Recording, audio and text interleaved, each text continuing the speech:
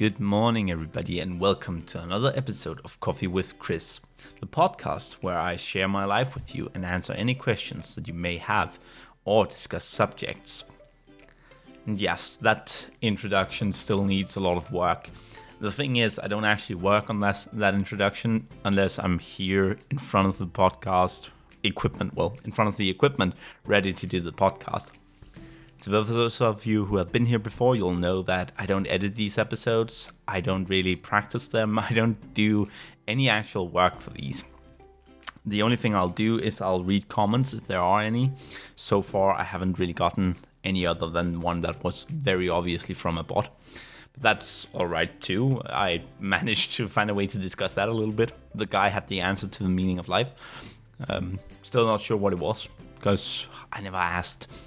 And so, yeah, the introduction is going to be modified and adjusted, and it's going to go through a lot of phases until I'm kind of satisfied.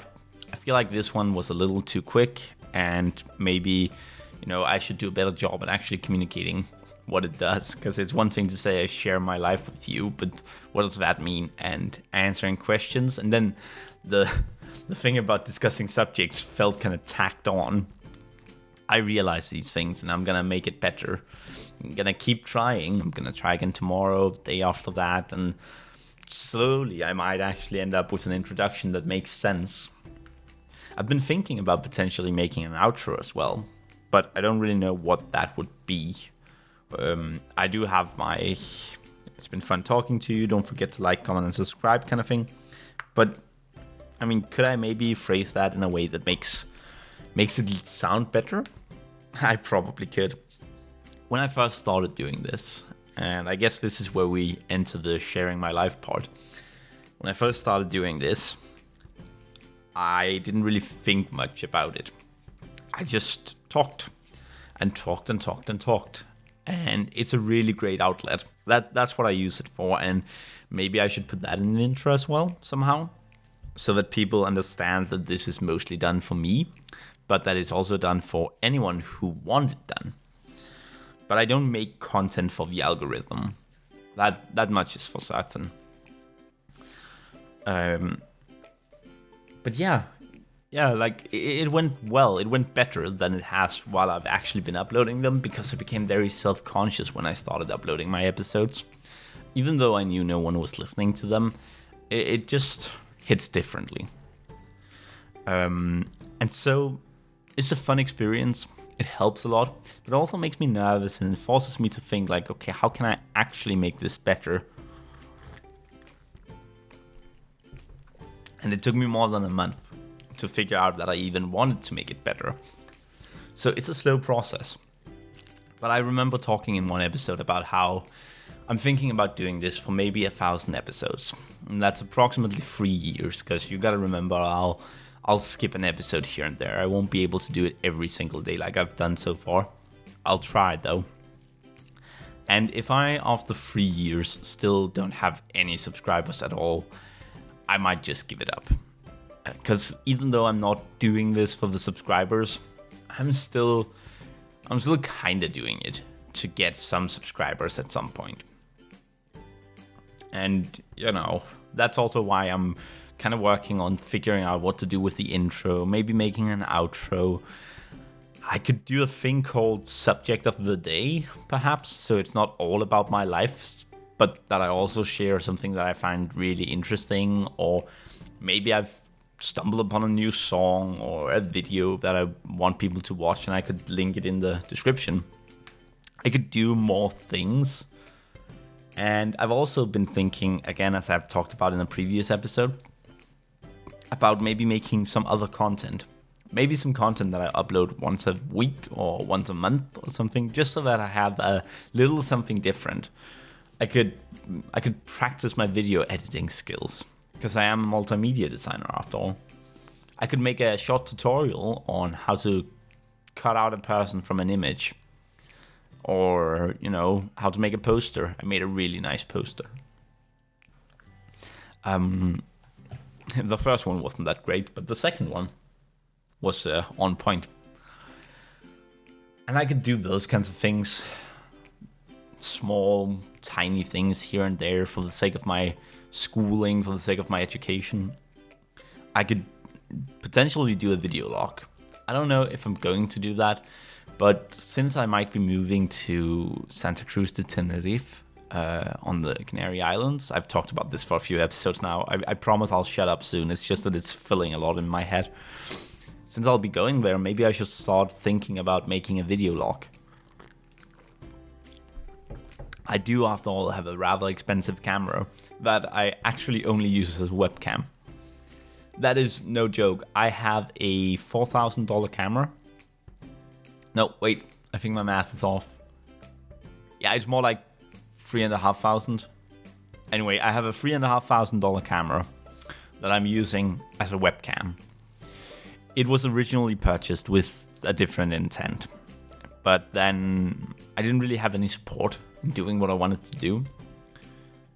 My then wife, I am divorced, but my then wife was not very supportive. She was just like, yeah, sure, go for it, we'll buy it. And then we bought it, and she never helped me, you know? And I'm not blaming her for not getting started. I'm just saying that it would have made a difference, and I've realized now that I actually have a new partner, a new girlfriend, who is supportive, just how much of a difference it makes that you get support from your partner. My previous partner was unsupportive to the point of, you know, it was not nice. It really wasn't. I would be like, I want to do this. I think I can do this. And then she'd just be like, sure, yeah, we'll see. Like that kind of attitude, right? And of course, when you treat someone as if they're just going to fail, then they're going to fail. She treated me like someone who would never get to use the camera, and I never did get to use the camera. And I believe that if I was still with her today, I wouldn't be doing these episodes. I wouldn't be doing so well at my school. And I definitely wouldn't be looking at moving cross countries.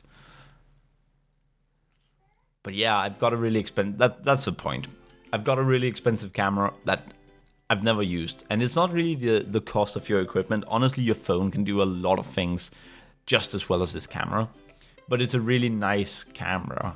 And I could use it. I could bring it there and do video logs... well, yeah, just things in general, film locations and all of that. And it would also make for great memories. The thing I'm most excited about, though, is learning Spanish. Well, not learning Spanish, I already know Spanish pretty well, but mastering it more so, because I'm really stuck at my current level. And my current level doesn't allow me to speak much, because I never speak it. Whereas there, I'll be forced to speak it.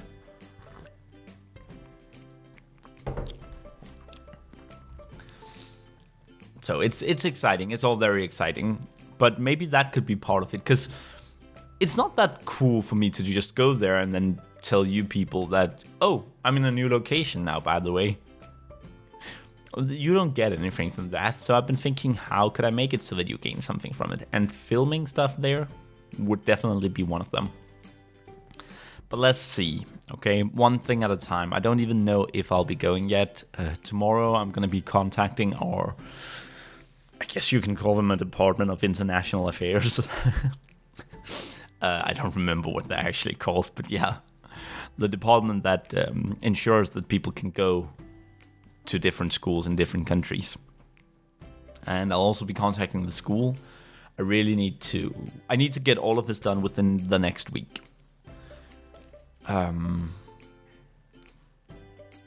Yeah, I need to get it all done within the next week so that I can send emails around and hopefully get accepted pretty soon. I don't expect to get accepted within the week, but to get accepted relatively soon would be super, super great.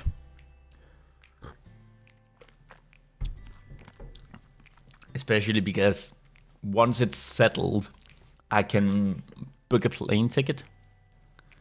I can find a place to live. I've already found a really great place to live, and I want to go there, but I gotta grab it before someone else does. And it would be really great to have that letter of acceptance and stamp of approval, all of that, so that I could book the place, so that I could tell them I'll be coming and I'll be living there. And yeah, that's so that it's all settled, so that I can stop worrying about it and just figure out, okay, this is what I'm going to do. Everything's in place. And then when the day comes, I'll go there. I'll go to the airport, I'll travel, and then my new life starts. It's really frustrating, actually, that my family they're supportive. Of course they are, but they're also very reserved. I guess they don't want me to go. And that makes it harder for me, because I need to talk to people about it. I need help figuring certain things out. And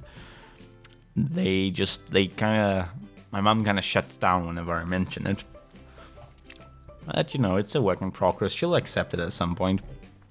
And they're just going to have to spend extra time with me in the coming half year.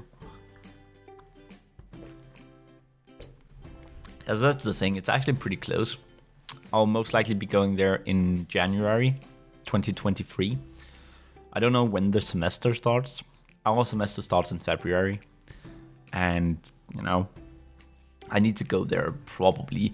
I mean, it would be nice to get there maybe a week before the semester starts, so that I have a little bit of time to get settled in, a little bit of time to sweat, because that's honestly an important thing. Something I've experienced when going on vacation is that the first couple of days, you're going to be incapacitated, because I come from the cold north. Not the cold north, but the slightly cold north. And then when I go to these areas, Southern Europe, Northern Africa, all of those areas, the first couple of days, I'm just sweating and boiling and feeling like I'm going to die. Like, I can't be sitting in a classroom if I'm sweating it all out. I need a couple of days to adjust to the temperature. And I know that temperature adjustment takes longer than just a few days. But it's more so the, what do you call it? Like, the top level. I need to be able to handle the heat a little better, rather than just being thrown directly into the fire. I also need to unpack my things, meet my roommates. If I'll the place, if I get it, I might live with up to 3 other people, and I'll need time to figure out where the local supermarket is. Because I have found that they have Lidl there, and I think that's pretty awesome, but the Lidl is 3 kilometers away or something like that. At least I'll get to use the backpack that's in my backpack. I bought this special traveler's backpack, and it has a foldable backpack inside of it for small things, and I can use that to go shopping. But I'd rather not spend, 2 hours every time I go to the store, because it's like 3 kilometers each way. That's a little much for me. So I'm kind of looking at, well, are there any local stores anywhere, and what are the price levels compared to the big store, and all of those things. There's a lot to take into consideration.